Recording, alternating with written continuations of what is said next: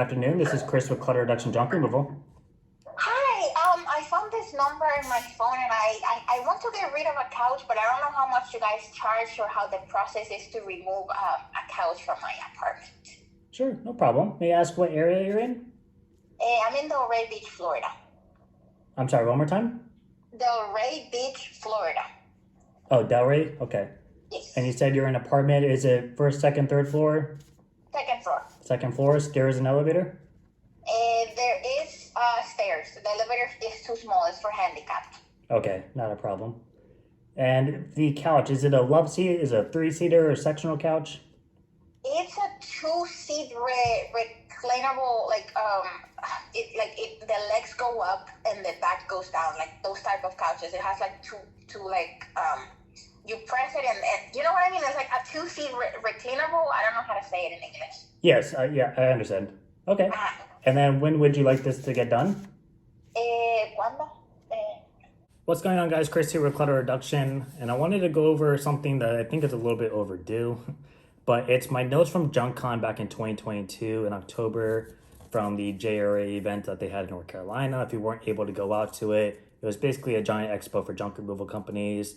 They had sponsorships there. They had, services they were trying to promote, but they also had a lot of information that I found to be quite valuable. Plus, it was overall a little bit of a motivator, kind of being around so many other people, meeting some people that I've, watched off of YouTube, and people who've watched me and met me in person and were excited about me to me, which was pretty interesting. And each day I brought my notebook with me and wrote down a bunch of notes of things I found to be useful. And then at the end of the day, I went in and did a reflection of everything I learned that day and kind of wrote down a summary of what I found to be most useful. And I wanted to just kind of go ahead and put that out there. I think I made some videos in the past, but they were more like what I learned to apply towards myself for my marketing, which obviously isn't going to be super helpful for a lot of you. So I figured I'd go ahead and talk about what I learned, and I'm not going to use it for like my own examples unless it's something that I did and found to be useful. So I'll try to keep it a little short, but I'm going to be going over both days of notes. So this is probably going to be a little bit of a longer video. How you doing, Bubs? Oh, I was just asking. My cat just fell out the window. So to start off with day one, I'm just going to kind of run through this. So the first thing is to start posting business stuff in your personal feeds at least once every 2 weeks or so, whether it's selfies or like real big jobs. And the reason being is your inner circle, whether it's your family, friends, people you have on Facebook over the last couple of years, are likely to be more supportive than just the general public. So if you can, we all have our own business pages that we have for your social media, and then you have your personal. If you can incorporate the two and always post out, say, hey, if you haven't already liked and followed my page, please do. It helps with growth. And if you're within my area, please share this post to your feed so that people in the area that are your friends and family can check it out as well. So all you're doing is basically networking with the people that would hopefully be more likely to help support you. The next thing is don't be afraid of debt buildup if it means better equipment and the ability to hire out employees. So I believe what they're referring to here is what would be considered good debt. Now, some people are very against debt in general, completely understand, but I think there is a good debt and a bad debt. So bad debt would be if you just went out and you're just back and forth, you're just racking up expenses and you just don't bring in the money to pay for it. It's going to put you in a bad position. But if you're able to go out and maybe finance a dump trailer or a more powerful truck that can pull more weight and allow you to tackle bigger, heavier jobs, maybe more debris jobs, which typically cost more money. Or with the dump trailer, it's a little bit quicker to offload. You can save time at the dump. Or you could do trailer rents with it, or maybe put away some money, go hire an employee so that you can tackle jobs a little bit quicker and handle the more complicated situations. Obviously, that's going to bring in more money. So at that point, that would be considered good debt. Just make sure not to let it get carried away. Next up is to pay yourself first on job time, whether it's hourly or a flat rate per the day. This is something I never did personally up until I went to JunkCon. I would pay myself like when I need to. but that's something I do now. They recommend start off kind of small, like 14, 16 bucks an hour, and then just increase it a few dollars every 6 months or so.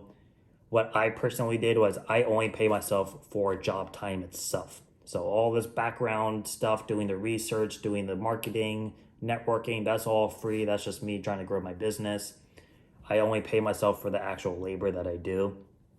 So kind of do what works for you and, kind of adjust it as necessary. The next thing, and I think this is very important, is to set a big goal, bigger than normal, and work towards it relentlessly.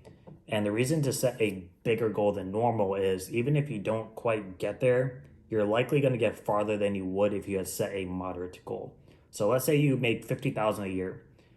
Make a goal to pull in $75,000 and work towards it no matter what you have to do, whether you're doing extra side work, you're helping other people on their businesses, you're selling stuff, you're whatever you have to do.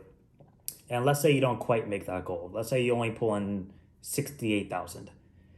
There's a good chance that you just brought in an additional $18,000 more than you would have if you didn't set such a high goal.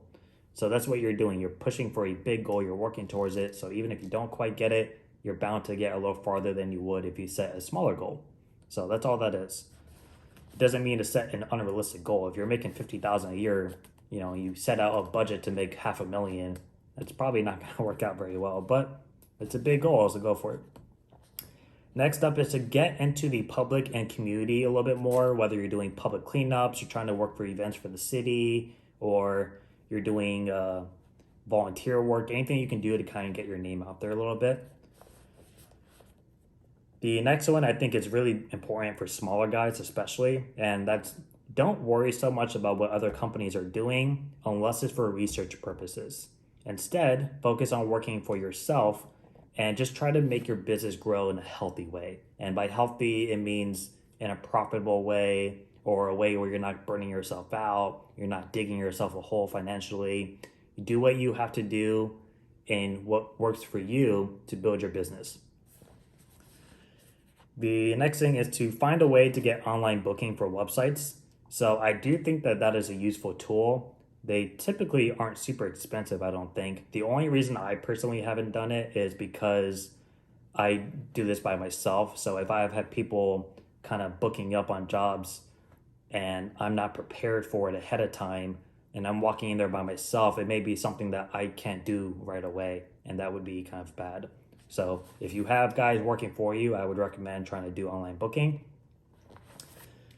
The next thing is to use Yoast on websites for SEO. So Yoast, spelled Yoast, is a free tool, I believe, that allows you to kind of check your keywords in your website to see how you rank on Google. So it kind of does like the back work for you, and then you can kind of adjust it as necessary. And then they talked about backlinks. They had 3 different levels to it: easy, medium, hard. I only wrote down the medium for the reflection, probably because it applied to me. But that was to check with places that have me set as a vendor and see if they'll list me on their website, or if you can list them on your website. It just adds a little bit of credibility, plus you can get more people to kind of notice you if it's on their website. Next up should be a given for everybody, but that is to get in the habit of posting on Google My Business daily.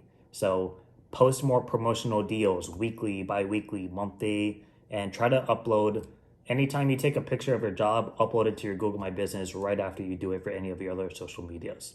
The more consistent you're on Google My Business, the more Google may be to push you out to the general public when your business is being searched. Next up is to create a log to do regular maintenance checks with your truck, trailer, any equipment you have that requires maintenance over the course of a year. It's better to do stuff ahead of time to prevent fault than it is to wait until that fault happens, because it's usually a more costly expenditure when that does happen. So try to keep up on it ahead of time. The next thing is definitely useful, and I used to do it in moving jobs and junk removal in general, but that's to try to upcharge jobs by asking if there's anything else they'd like to add before you leave. So let's say you just loaded up a quarter of a truck, right? Let's just call it $250. and let's say your 3/8 of a load is 290, and you could tell them, while I'm here, is there anything else you maybe have in your backyard or anything in any of the rooms you want to go ahead and haul out now? It's only going to be an additional $40 to the next tier, versus if I come back, it's going to be a minimum of 100. So you're kind of saving money. But what you're doing is you're booking that extra money now on the spot. That's a guarantee, versus, oh no, I'll have you come back when I'm ready. That time may never come. So if you can add an additional $15, $75 every job you have, think about how much money that adds up over the course of a month, over the course of a year. It could be thousands of dollars. And also try to do small gestures like sweeping or bring up their trash can, or what I like to do is I ask the clients if they want me to move any furniture around, as long as it's not likely to cause property damage, especially with like seniors or anyone that's like in a wheelchair. Let's say I just hauled away their couch.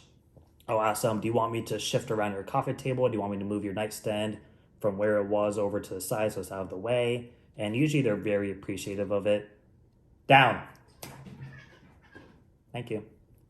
My cat's so well trained. People are usually pretty appreciative of it. As long as you're not going to if they're like, oh yeah, can you bring this armoire downstairs? Don't do that. Because if you drop that armoire, then they're going to be like, well, now you can pay for it. So do what you can without property damage. Next up is to be more consistent with taking advantage of free platforms. So you have LinkedIn, you have Yelp, you have Google My Business, you have Nextdoor, you have Facebook, you have Instagram. Some people even use Reddit. So whatever you can do for free to get your company out there in the public eye, do it. There's nothing wrong with it. And then market to restaurants and office buildings to remove old furniture prior to doing remodeling, or maybe they just want to swap out stuff or doing a little bit of decoration. Maybe they're going to be closing up shop and moving to a different location soon. They're not going to take everything with them. You can go in and just talk to the manager and just give your card for future use. It's not so much like right now, it's for the future. Even if they call you a year later, just having your information is going to help you take that extra step to kind of beat out your competition. Everything else is pretty much YouTube related for day 1. So we'll move on to day 2, which is a little bit of a shorter list. Okay, day 2, scheduling. Always do what you can to book immediately, either same day, next day, right now, whatever you can that's better for their convenience. And that's the thing you want to shoot for, is I always make sure to ask, when do you want this to be done? And some people will say, oh, it's for later in the month. Obviously, you're not going to say, oh, well, let's do it tomorrow. They're not going to want to do it tomorrow. Or they might want to do it this weekend. But I often have people that say, I want it done as soon as possible. And at that point, if I have the availability, I'll say, great, I can be there within an hour. And I'll get it done as soon as possible. And what you're doing by providing that service is you're not only securing the job immediately before they have the chance to go out and call other companies for price shopping, but you're also guaranteeing that the job is getting done right now, versus, yeah, let's do it in a couple of days. And then their friend is like, oh, why are you hiring a junk removal company? Just call Goodwill. They'll come by and pick it up for free. You just lost a job. And on the customer side, you're solving their stress. So if I call for a service I'm unfamiliar with and I don't know what the heck I'm going to do with this couch, and I call them up and I don't know availability, is it going to be like Faith Farm where it takes them a month to get out here and then they're going to cancel on me? It's a stressful situation, especially if they need it done for a specific manner. So if you can call and say, yeah, we can absolutely help you out with that. We can come by within the hour and we'll get it out for you. It'll be out of your way. You don't have to worry about it anymore. Think about how much relief of stress that's going to be for somebody to not have to go back and forth with other companies, not have to schedule something out a month in advance just for them to cancel on you. It may cost a little bit extra, but what you're doing is you're providing that value up front before they even know about the price. So definitely something to be helpful there. The next thing, and I actually did this for myself and it's proven to work, is change your availability to 24/7. That doesn't necessarily mean you have to answer every phone call that comes in at 3 o'clock in the morning, but be available for scheduling if that opportunity arises. So I have had a realtor say we have this closing. It was last minute. It was actually pretty local to me. It was this last minute closing, and they were super unorganized. The client was, and the realtor was just running around with her head chopped off, like freaking out. And they called me at 7 o'clock at night because everyone else was already posted as being closed. And they said, we have this situation going on. Like, can you get here super early in the morning? And I said, I can, but if you're in a non-HOA community, I can come out tonight. And I'll work with you guys on the time. And what I did was I just added a little bit of money to the job. Obviously, it's emergency, last minute call. It's after hours. I think I tacked on like an extra like 50 or 60 bucks. It was only like half a load. I just tacked on actually like 50, 60 bucks. And on top of that, I made a realtor really happy, and I got a good review out of it. So, obviously if someone wants to come out like 2 or 3 in the morning and you're going to be there all day, it's going to screw up your day next for sleep schedule. So make sure to charge accordingly for it. But that's definitely a service you can provide that's going to help you stand out. The next thing is to learn how to deal with price objections. So make sure to discuss the value and remind them of why they called. And, if they're like, oh, that's too much money, you can't do it for $30 less, don't be discouraged. Don't get mad at them. Don't laugh at them. But just try to relate the information of why they called. Say, explain your pricing. Just say, we're providing a service where we handle the junk for you. We haul it out of here. We're handling the taxes. We're handling the disposal. We'll deal with the aftermath of having to donate it. And, you're paying for our labor and our business and our service to you. And, I like to ask people, do you happen to be a veteran? Are you a senior? Do you have any family members that are veterans? And you can usually tell if someone's BSing you. But I like to toss in do you have any family members that are veterans? Even if they're not specifically. I'll respect them if they're like, oh, my father was in Vietnam. And I'll give them maybe a 5% discount instead of a 10% discount. But it's just me showing a little bit of gratitude towards it and not just losing the job altogether. I'm kind of meeting them in the middle to where I'm not losing on money. And the problem with just saying like, yeah, we'll do 80 bucks versus 120 is at that point, you're not seen as secure, right? You can't walk into Goodwill and say, I don't want to pay 14 bucks for this. This is stupid. I'll give you 7. Goodwill is going to say, no, it's 14, right? Whereas now you're like, well, I'm not paying for that, so I'm just going to leave it. And maybe Goodwill never sells that thing, and they end up just throwing it out anyways. Whereas if you were to walk into a pawn shop and something's 40 bucks and you're like, will you take 30 for it? And the guy's like, I can't do 30, I'll give you 35. And they're like, all right, I'll take it. The pawn shop just lost $5, but if the customer wasn't going to buy it, who knows how long that piece is going to be sitting on the shelf for. So you're meeting people in the middle. Don't be greedy about it, but don't just give in every time either. Try to work out a situation where it benefits you too. Another example is, let's say you're picking up like a full truck worth of stuff. It's a lot of big items, a couple of medium, and then maybe some like bagging up some small items out of cabinets. And they're like, I can't afford that price. Can you do it for anything less? What I like to do, and I learned this from Sonoma, was give them the option of, I can't do it for less, but I can take all of your bigger furniture pieces and some of the medium ones that you can't carry yourself, and I'll leave you with the small stuff so you can go ahead and bag it up and toss it out little by little on your own time. But by removing that extra labor, I can cut your price down if I just take the big stuff. So you're meeting them in the middle without screwing yourself over. And at the end of the day, people don't always kind of realize that. And we used to do that with moving a lot too, where you say, I can move your whole apartment for $1,200, and someone's like, oh, I can't afford that. Can you do it for $500? Like, no. But I'll take your bed set and your furniture and your couch, and you can take all the little stuff in your SUV. So you're kind of compromising a little bit because they're calling you because they can't handle the big stuff. That's what it is. The little stuff is just going to add it in. So you're just meeting in the middle. The next thing is to make daily sales and marketing goals and keep track of it. So daily sales, you're keeping track of your daily income, how many jobs you have, what was your average job size. You're doing that for daily, weekly, monthly, quarterly, yearly. daily marketing goals. Maybe you want to put out 5 signs every day, or you want to put out 10 door hangers every time you do a job. Maybe you want to branch out to a realtor's office at least 5 times a week, or 5 offices a week, and then keep track of those goals. Did you accomplish that? And then this way you can keep track for the following month, and then you can look back for next year and say, okay, you know, I was doing this in that month and it worked out for me, so I'm gonna do it again. It also keeps you accountable to make sure you're actually marketing and you're not just saying, yeah, I'm gonna market this week, and then you never do. Truck-based marketing is like doing ghost routes, or I believe it's called guerrilla marketing, where you're driving around just being in the public eye. You're parking out in busy areas so people see your truck. It's just kind of like having a giant billboard for free.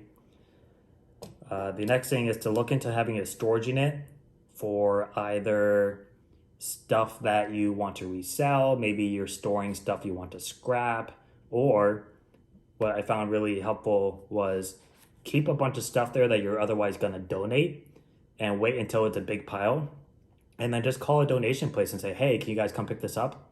They don't have to know who you are, but by saying, yeah, I have a storage in it, it's outdoors, it's nicer stuff I've kind of collected over the years, I just haven't gotten able to go donate it on my own time, and let them come to you so that you're saving the time of having to bounce around every single job to go donate stuff at Habitat for Humanity or going to Goodwill, and have each place say, sorry, I can't take it right now. But if you can schedule later on and have them just do it all at once, you'll save time and gas. And that's it for day 2. So those are the reflection notes I've gotten for both days, kind of just a summary of everything I collected. Hopefully some of it helps you guys out and gives you guys a little bit of an idea. And overall, just, you know, if you weren't able to go out, you can probably YouTube JunkCon. I'm sure other people have done videos about it as well. And if you went to JunkCon and you found something helpful about it, comment it down below for other people to see as well, so we can kind of spread knowledge to each other. But I hope this was helpful for at least somebody, and I'm going to get back to doing my Google ad campaign. So I will see you guys later on in the week. Thanks for watching. Bye.